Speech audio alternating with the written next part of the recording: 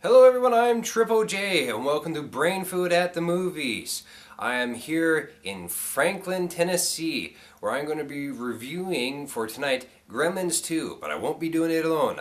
I have with me someone very special. I'm just wondering where the hell he is right now.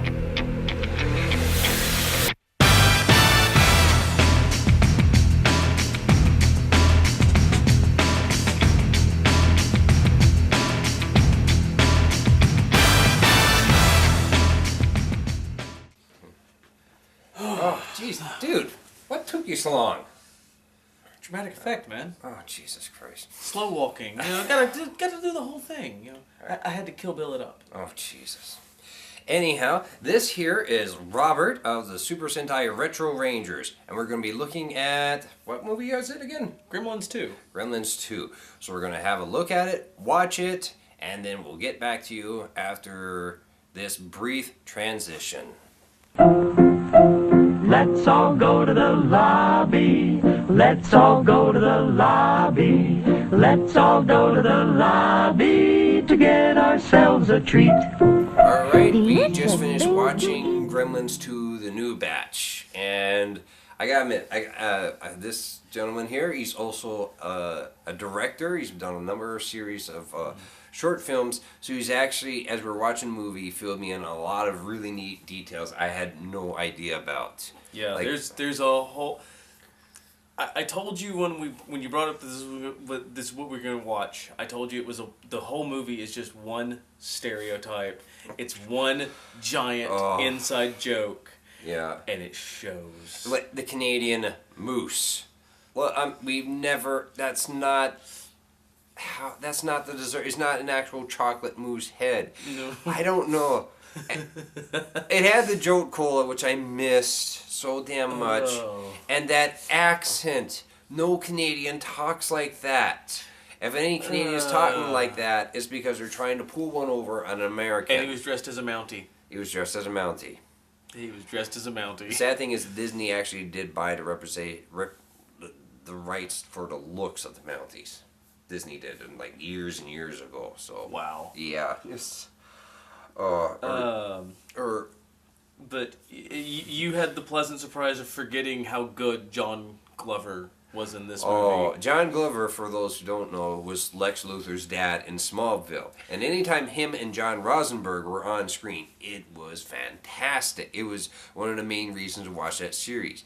And he's on here as this kind of amalgam Donald Trump, Ted Turner type character, and he lives it up.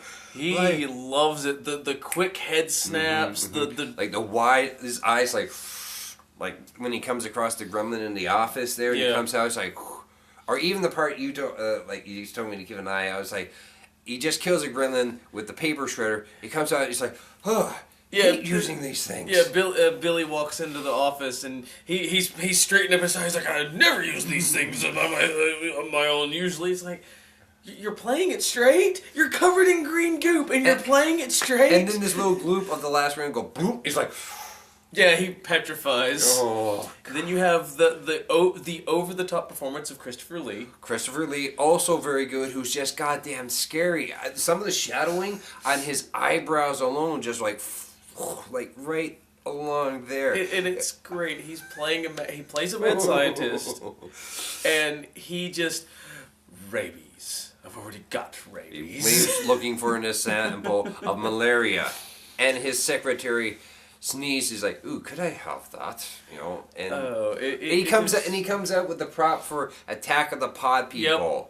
He comes out with the pod people. Initially, I didn't know that. He pointed it out to me. I thought it was just like, oh, this must be part of the giant, like, because we're talking about the bouncing vegetables and that. I thought, oh, this must be like giant. No, peas. it's a people pod. It's a pod. It's a pod person.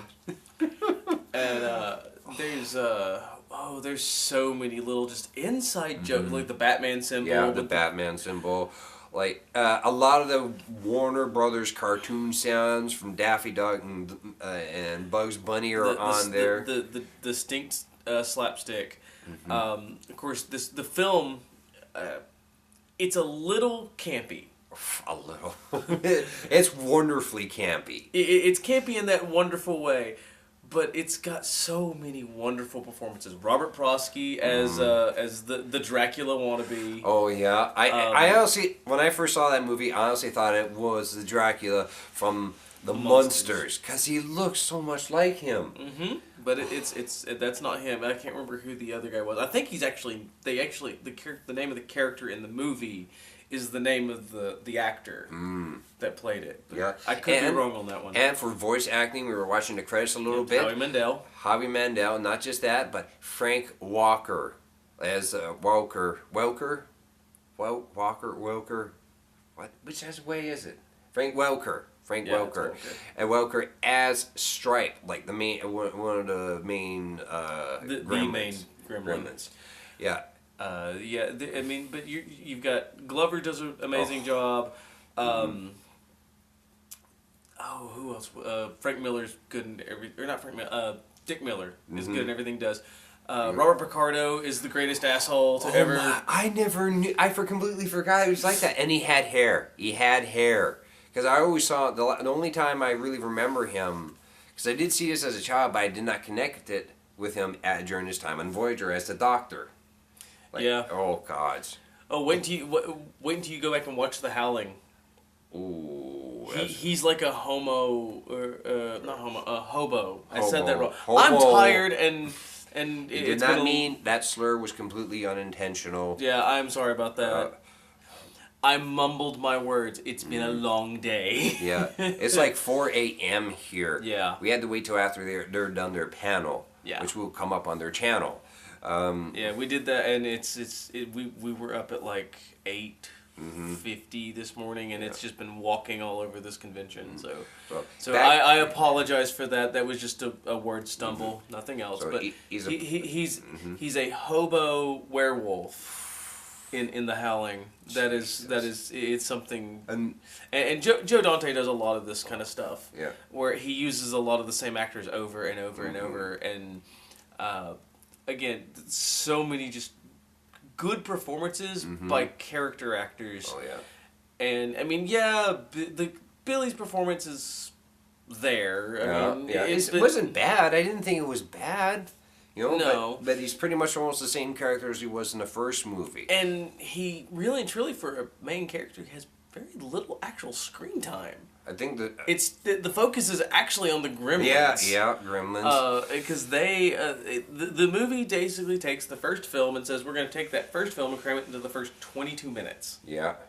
And then after that, it's absolute chaos. Yeah. The thing is that as much of a comedy as this is, there are still lots of scary moments. Like I told him about when you the cocoons are coming out. Yep. And just like in the steam and the smoke, and the slime, hands and the slime. Yeah, and you see Spike's back just go whoosh, like that, and it's like Wolverine's claws coming out. Oh.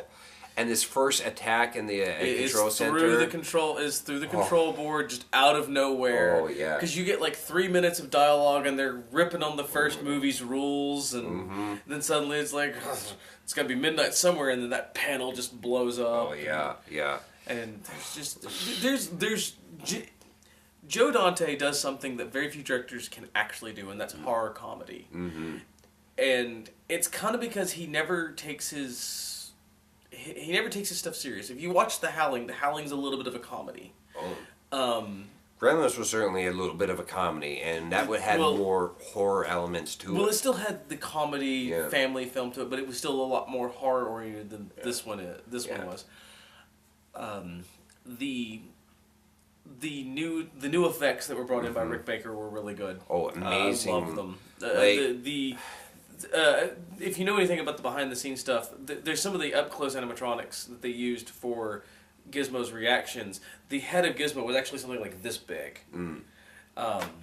and so that they could get the more realistic reactions. And then you had the smaller puppets that would do what they needed, and then when they couldn't do what they needed, you had stop motion. Oh yeah. So like it just looks so good. And one thing, just maybe because I'm also a kaiju fan, is that part about movies like that, and this is not to knock CGI. Like CGI guys really helped to bring superhero movies to life really well. Like Avengers looks great, but one thing about these movies is that there's a sense of interaction. yeah, and not just that, but there's like a tactile sense, like in your brain, like those are all props, and it kind of translates into your brain as being more real because you know those existed somewhere. Like there was like that scene near the end where all the gremlins are gathered in. I don't know, must have been like 50 gremlins or something. It was more than that. They had a ton. They had that room full. Yeah. And there's no telling how many puppeteers they had. Like every shot, there's at least 15 to 20 of them on frame at the final. So it translates in your brain as being more real just because it's there. It's kind of like when, in the Star Trek movies and that where they actually have the models of the ships. It just looks more real, and because you know it is a model and it is a real thing, it just kind of translates more into being more real. That your suspension of disbelief is easier. That's a good way of putting it. Yeah. I think part of what it is CG, no matter how good it gets, still looks fake. Yeah, yeah.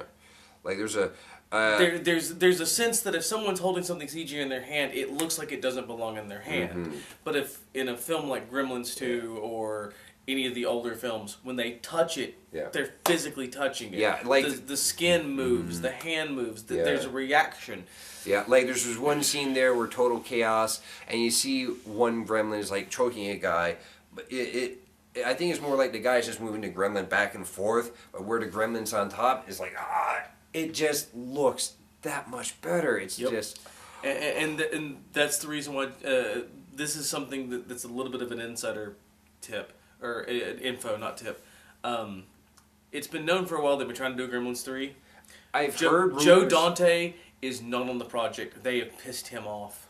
Because he was insistent on going back to the old school practical effects. They didn't want to do it. Yeah. They had no interest of doing it. They even offered him more money to do it because it's like you did the first one, they were good. We want to do CG. He doesn't want to do CG. He tampered with CG with Small Soldiers and didn't like the result. Small Soldiers.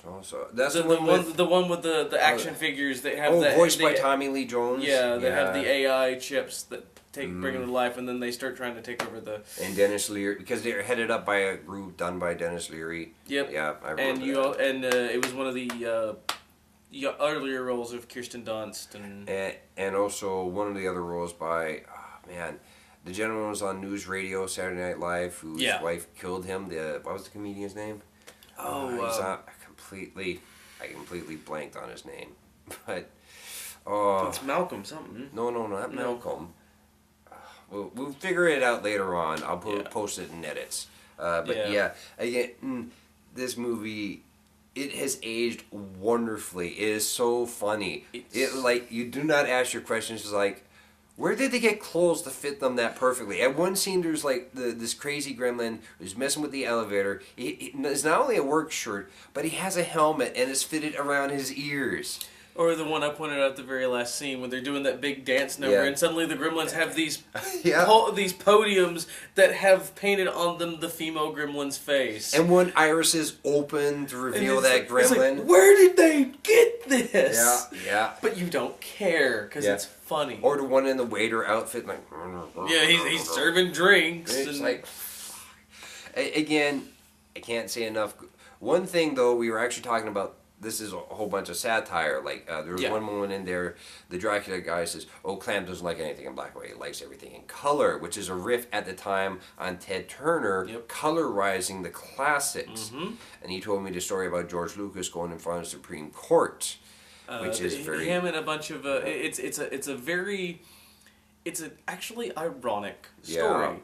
It's George Lucas is hated because he keeps tampering with his films, but he had at one time in the past went before Supreme Court's justices with a bunch of other actors to defend that Turner colorizing old films was tampering with something that was in public domain, and therefore it should not be tampered with because it needs to stay in the format in which it was originally published. And yet you have him going in he will not release the original formats Yeah. of his films. You can only get them in the special editions. Actually, I have them on VHS tape. Yeah. Yeah. And there's even a line you hear over the speaker. Now Casablanca in color with a happier ending. It's Yeah. just so bizarre. But we were talking about the satire of everything there, and they get to the Japanese tourist. He has like 5 cameras on him. At one point, the Dracula guy grabs him and goes, "Can you operate a camera?" "Operate? I am a camera." Yeah, I'm like, it's satire.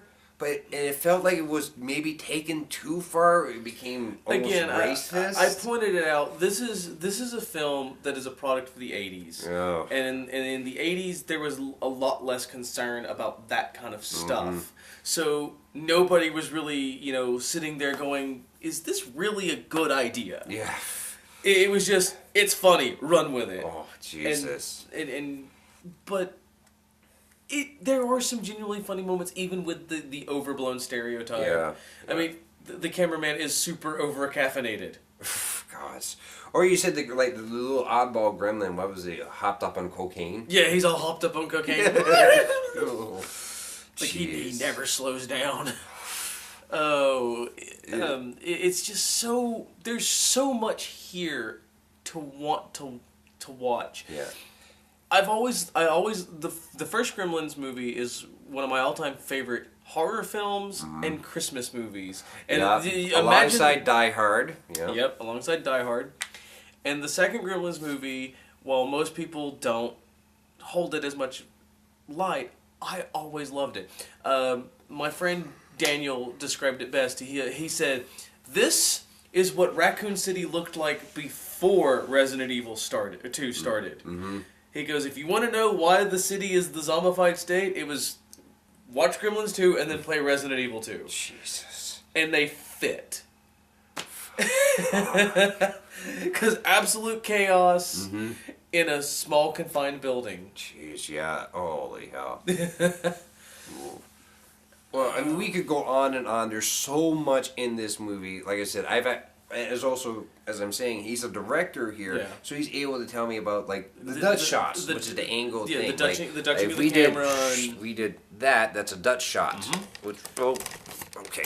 Don't Yeah, kill your don't, tripod. No, it was just floating back up. And, Dutching of the shots. There was a bunch of Steadicam, a bunch of dolly shots.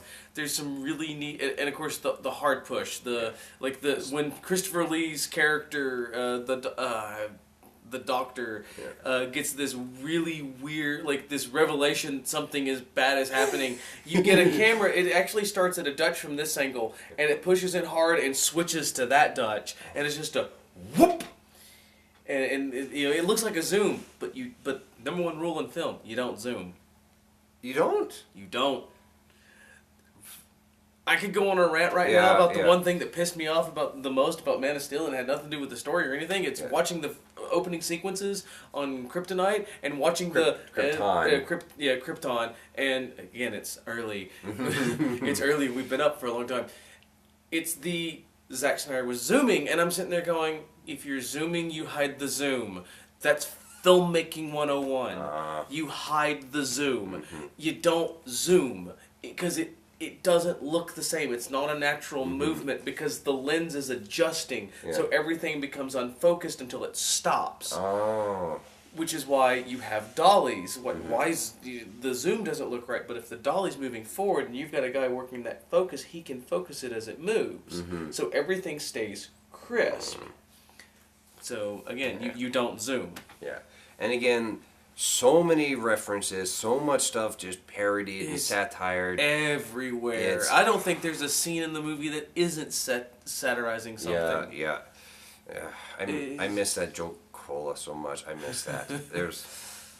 Because when the Canadian scene came up, he covered his face and he was just like, oh my God, we're not that way. And I said, this is what Joe Dante does best. Well, it's Joe Dante being satirized, but you have to think of it from this is an exotic restaurant in New York for high-end business people.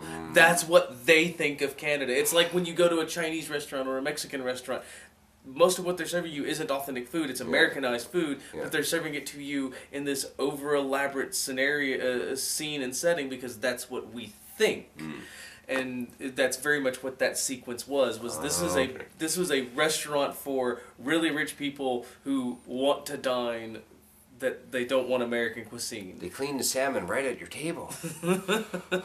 So again, we could go on and on, but it's getting late. Yes. I want to thank you again for coming on the show here. No, thank Yeah. you for having me. Right on. I get to talk movies. Yeah. I could do this all day long. Yeah.